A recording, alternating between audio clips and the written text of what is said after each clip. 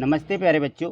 तो हम देख रहे थे एड ग्रेड अभ्यास पुस्तिका भाषा भारती यानी हिंदी कक्षा 8। तो ये कक्षा 8 की जो भाषा भारती है इसको हम पढ़ रहे थे।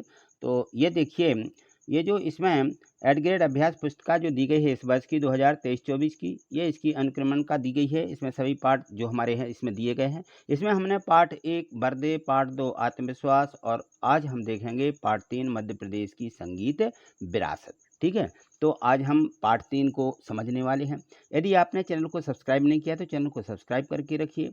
ठीक है, और यहाँ पे देखें, आगे देखिए, इसमें जो पार्ट 3 दिया गया है यह है मध्य प्रदेश की संगीत विरासत। इसमें सबसे पहले पूर्व तैयारी निर्देश दिए रहते हैं कि हमारी जो संगीत विरासत है वो किस प्रकार से हमें इसकी जानकारी होना चाहिए। यहाँ से देखिए, ये दिए गए हैं इसके बहुविकल्पीय प्रश्न, यानी सही उत्तर छांट करके लिखना है। प्रत्येक प्रश्न के 4 उत्तर रहते हैं, उनमें से एक सही रहता है, बाकी 3 गलत होते हैं। तो जो सही उत्तर है उसको हमें छांट करके यहाँ पे उत्तर के रूप में लिखना है। ठीक है, तो यहाँ देखिए, लेखक ने किसे संजीवनी कहा है।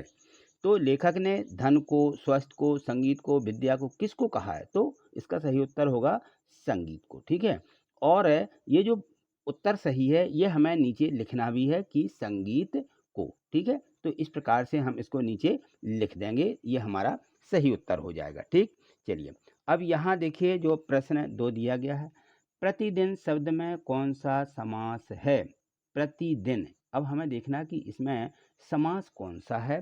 तो इसमें देखिए दिया गया है तत्पुरुष समास, अव्ययी भाव समास, द्वंद्व समास और कर्मधारय समास। तो सही कौन सा होगा? अव्ययी भाव समास। ठीक है, ये अव्ययी भाव समास सही है और हमें नीचे उत्तर के रूप में अव्ययी भाव समास ये लिख देना है। ठीक है, तो ये हम इसको यहाँ लिख देंगे। चलिए अगला प्रश्न है प्रश्न 3। ये है कि भारत रत्न लता मंगेशकर को स्वर कोकिला क्यों कहा जाता है? क्योंकि वे, अब यहाँ जो खाली स्थान है इस जगह पे भरना था, तो हमें नीचे उत्तर के रूप में लिख देना है। यहाँ है कि अच्छी नृत्यांगना थी, सुरीली गायिका थी, दक्ष चित्रकार थी या प्रसिद्ध लेखिका थी। तो सही उत्तर होगा सुरीली गायिका थी। ठीक है ना, इनका जो स्वर था बहुत ही मधुर, अच्छी मीठी सुरीली आवाज़ थी इनकी। तो ये हम उत्तर के रूप में यहाँ लिखेंगे सुरीली गायिका थी। ठीक, अगला प्रश्न देखें, तो यहाँ पे प्रश्न 4 दिया गया है कि संगीत का सामाजिक महत्व कब बढ़ता है? जो संगीत रहता है, संगीत समाज में उसका महत्व कब बढ़ता है? इसमें लिखा धनिकों को प्रभावित करने पर, अधिकारियों को प्रभावित करने पर, जनसाधारण को प्रभावित करने पर या निर्णायकों को प्रसन्न करने पर, किस कब बढ़ता है? तो जनसाधारण को प्रभावित करने पर सही उत्तर इसका हो जाएगा। ठीक है, चलिए अगला प्रश्न इसमें दिया गया है प्रश्न 5।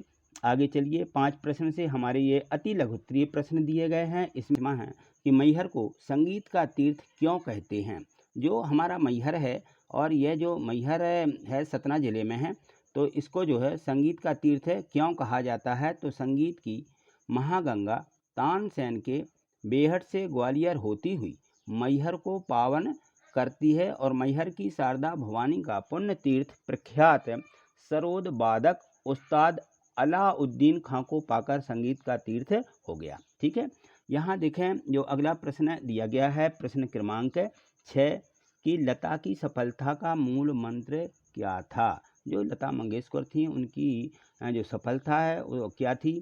तो वे अपनी दिनचर्या के प्रति सदैव सचेत रहती हैं। उनकी इच्छा शक्ति ही उनकी सफलता का मूल मंत्र है। ठीक है ना, जो उनकी इच्छा शक्ति थी जिसके कारण वो प्रसिद्ध हुई हैं, वो अपनी इच्छा रहती है तो उसके कारण लोग वो जो है उसमें सफलता मिल जाती है। ठीक है ना, अगला प्रश्न देखिए यहाँ दिया है कि जिस समाज में कला का स्थान नहीं है वह कैसा हो जाता है? जो कोई भी स्थान हो जहाँ कला का स्थान नहीं होता है तो वह स्थान कैसा लगता है?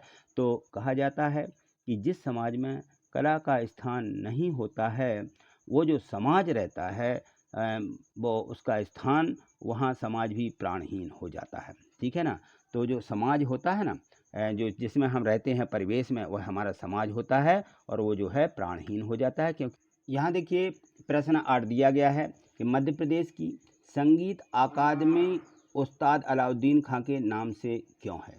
तो जो यहाँ की अकादमी है मैहर की शारदा भवानी का पुण्य तीर्थ प्रख्यात सरोद वादक, ये कैसे थे? सरोद वादक थे अलाउद्दीन खां, और जो है उस्ताद अलाउद्दीन खां को पाकर के संगीत का तीर्थ हो गया ये, जो अपना ये मैहर का जो मंदिर है।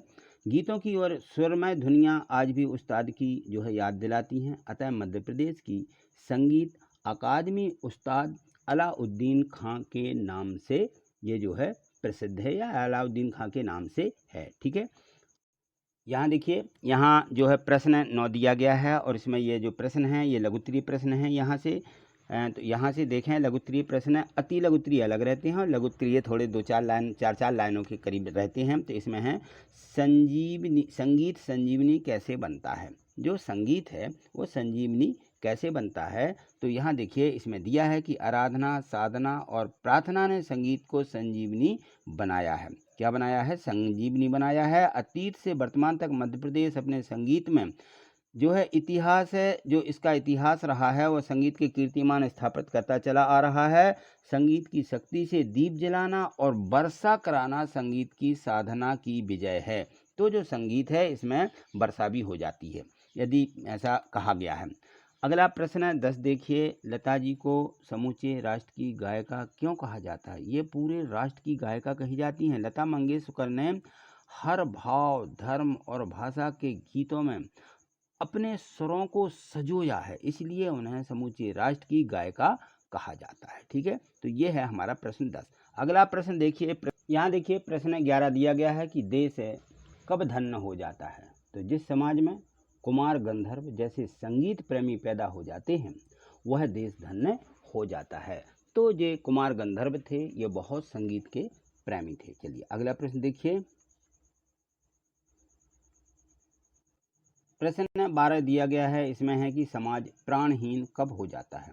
तो जिस समाज में कला को स्थान नहीं दिया जाता है वह समाज प्राणहीन हो जाता है। ठीक है ना, जिस समाज में कला का स्थान नहीं है वह समाज बिल्कुल जैसे प्राण नहीं रहते ना, वैसा ही रहता है। चलिए यहाँ से दीर्घ उत्तरीय प्रश्न है 2, 13 और 14। ये जो है हमारे कम से कम 6-7 लाइनों के रहते हैं।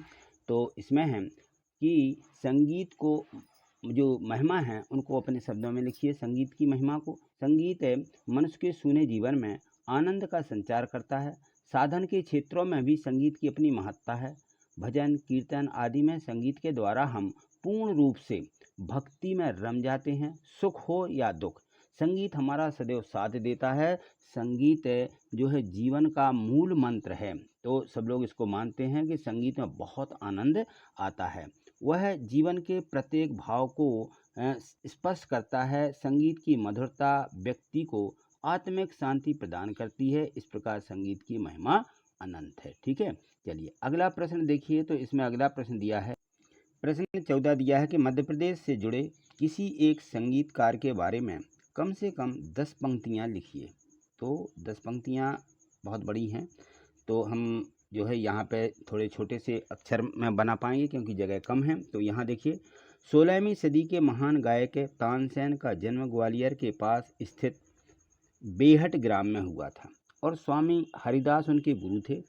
एक बैजू बावरा उनके बेबी गुरु भाई थे। मध्यकालीन भारत में संगीत की अनूठी परंपरा रही है। यह परंपरा ग्वालियर घराने से प्रारंभ हुई। ग्वालियर के राजा मान सिंह तोमर ध्रुपद गायक के प्रेरणता और संगीत के प्रेमी थे। ग्वालियर मध्य प्रदेश में अखिल भारतीय तानसेन, तो इसमें समारोह जो होता है वो कातीय दिवसीय आयोजन यहाँ पे किया जाता है। यह आयोजन संयुक्त रूप से समाधि स्थल ग्वालियर और उनके जो जन्म स्थान बेहट में है वहाँ पे यह उत्सव किया जाता है।